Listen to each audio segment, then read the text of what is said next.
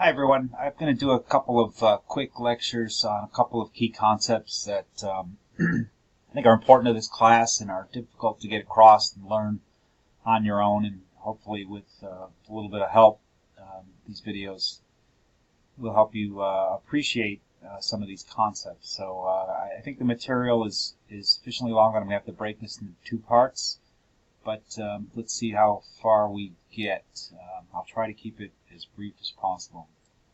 So this is taken from a lecture I do and I've done in the past on conducting experimental and quasi-experimental research. We'll see how those two differ later in this process. So start out very generally here. Why do we do research? Well, we do research for a lot of reasons: to learn about our world, to solve practical problems, to cure diseases, to help people live happier and healthier lives. All this stuff, lots of things, different kinds of research. Most research, that I've tried to emphasize throughout this class, and have you think about it, most research, whether implicitly or explicitly, is involved in the search for cause and effect relationships. And the reason for that is, if we can know the cause of events, we can first of all predict what is likely to happen in the future, which is useful. And if we can predict what will happen in the future, it might even lead to being able to control things in the future. So that's really at the heart of research across many disciplines. So, rhetorical question here: why do scientists do experiments? In this case, I'm considering a true experiment, and I have here three reasons. They are the only way to convincingly demonstrate cause and effect relationships. They are the only way to convincingly demonstrate cause and effect relationships. And they are the only way to convincingly demonstrate cause and effect relationships. Okay, just a little bit of fun. Just to emphasize the point, experiments are the only way to do this in a convincing manner. And the goal of the experiment is to establish that an independent variable caused or resulted in systematic changes in the dependent variable or the outcome. And in research and in science across disciplines, the experiment provides the strongest level of scientific proof. That's why their experiments are so ubiquitous across many disciplines. Well, what is an experiment? At its most fundamental level, an experiment is a research study where there are two things. First is manipulation of at least one independent variable. The second is control over extraneous influences on the research, or what we'll sometimes call extraneous variables. What does it mean to manipulate? Well, to manipulate means that the experimenter determines who gets exposed to the independent variable and who does not. He or she assigns people to a condition, and there can be two conditions, there can be three conditions, there can be all kinds of different types of experiments. Most of you are designing experiments with two conditions, but the experimenter determines the levels, the amounts, and the timing. So, there might be examples where an experimenter wants to compare computer modules to a face-to-face curriculum for, addressing some health condition. Health education versus something else to improve physical activity.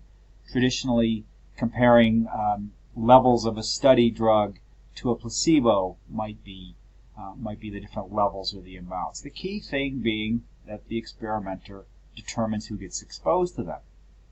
Now, typically, experimenters use a method of assignment that avoids bias in who gets one treatment over the other. We don't give the treatment to the neediest and put the less needy in the control group.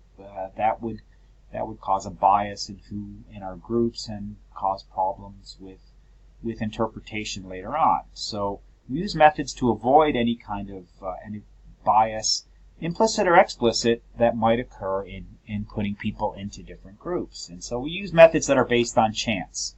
And the method we typically use is random assignment. The aspect of control, the other part of the experiment,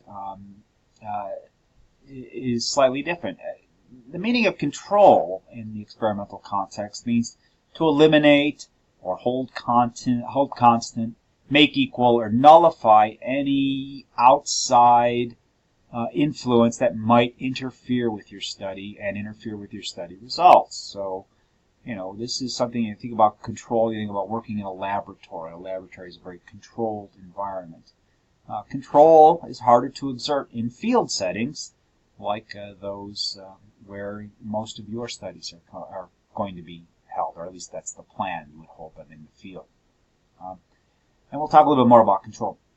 The result, though, of random assignment and control in the true experiment is that the only difference, when you get to the end of the study, the only difference between the group exposed to the independent variable and the group not exposed to the independent variable is the independent variable, right? So if the results turn out or show up the way you expected them, you must conclude that the IV was the cause. It's the only thing that differed between them. It's the only plausible explanation of the difference between the groups, or the groups, as I've misspelled on this slide. It's the only thing that's different. If you control everything, if you randomly assign, if there's no bias in your study, no extraneous influence, and your groups differ at the end, you have to conclude the only thing that was different was the independent variable, and that's what makes the this type of scientific research, the experiment, very powerful. Well, how do researchers exert control? And generally, we talk about three ways. There's physically controlling the situation. There's randomization and matching. All of these are ways of exerting control in a study. Exerting control meaning eliminating the likelihood or the plausibility of outside influences, external explanations. So let's talk about physical control. Physical control is fairly straightforward. It means literally holding constant aspects of the experimental situation. Things like noise, temperature, time of day, wind direction, amount of food eaten, how much water received, amount of attention received by participants, making sure that these things are equal. And you think about a laboratory situation. A laboratory allows you a setting with very strict control over things like noise and temperature and time of day.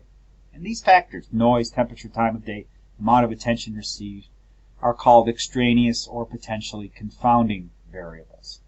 Now, in physical control and in an experiment, the only exception to physical control is the IV. Remember, our goal here is to ensure that everyone has relatively the exact same experience, everyone in the study, except for the IV. And one group of study participants experiences one level of the IV, the treatment. The other group experiences the other level of the IV, the control condition, or the placebo condition. The other way to exert experimental control is through randomization. And randomization typically occurs when physical control is impossible or impractical. So instead of literally holding things constant, you make them equal. And you do this typically through a random process. So, there are different ways of randomizing participants to condition, assigning participants to condition that you can use. And you want a method that's not biased. So these are unbiased methods. So you might flip a coin. If it lands on heads, they go to one condition. Lands on tails, they go to the other. You could pull papers out of a hat. You could toss a die. You could use a random number table. There are a number of standard traditional ways that we do this. But the key point is when you create groups of participants who are then going to be part of your study, when you create those groups using randomization, the unwanted influences, those extraneous variables, will be equal across groups, and hence the groups will cancel each other out on them. They don't differ on those influences, because randomization, by using a random process, you assure that they'll be equal through chance factors. It's kind of an abstract concept, oddly enough, but here's an example. So let's take you take your study population, which is located represented in the top part of this slide here. You've got a whole group of people, and they differ in height, I guess, in this study. That's what they differ. They all seem to be equally happy, but they do differ in height. And so you want to come up with two groups that are relatively equal at the end. And so what you do is use random assignment of this population or study sample, and you randomize them to treatment or control. And what that does is that produces groups that are equal, right? And this example shows height, but the power of random assignment is that it equalizes on any imaginable quality you can think of, right? Substitute height for, I don't know, intelligence, income, self-efficacy. What you will do is, through randomization, is you will create at the beginning of your study two groups that are essentially equal across essentially every quality you can think of. Right? That's the power of random assignment. The third way is matching. Some of you have mentioned matching in your study. Matching is something that seems like a good idea, but is actually really difficult to achieve and doesn't produce the results you'd hope that it would anyway. Matching means finding relatively identical pairs of individuals on characteristics you would want to physically control. For example, you might want to make sure that you controlled for age, sex or gender, education level. So you find pairs of individuals, and then you randomly assign one of each pair to be in the experimental group and the other in the control group. And then you know for certain, because you've made sure, these groups are equal, at least on the matching variables. I'm not keen on matching. The practical issue with matching is that you've got to know this in advance. You've got to know what the characteristics are. So you've got to measure them. You've got to assess them so that you know then that Bob and George are equal in terms of age. They're both 18 years, male, and 12th grade, right? And that Sally and Mary are the same. You've got to know their age, their sex, their education level before you get involved in the matching problem. And that introduces a level of complexity that makes matching not very practical in many experimental situations. It's also not needed. And I've already made this argument. This is kind of a rhetorical question. Why is random assignment more powerful than matching? And, the answer is random assignment is more powerful than matching because it equates the groups, at least at the beginning, at pretest, on all qualities, known and unknown. Random assignment is the great equalizer. It's a very powerful tool and should be used whenever possible. The issue of matching seems attractive, but it's not very practical, and it only matches on those variables that you know about. The others, there are many others that you may inadvertently be creating a bias in your groups because of the matching process. So, okay, my free recorder is running out of time. I think this is where I wanted to divide this lecture in half. So let me stop here and pick it up again with part 2, where we are going to discuss some examples of how this might work out in experimental control. See you in a bit.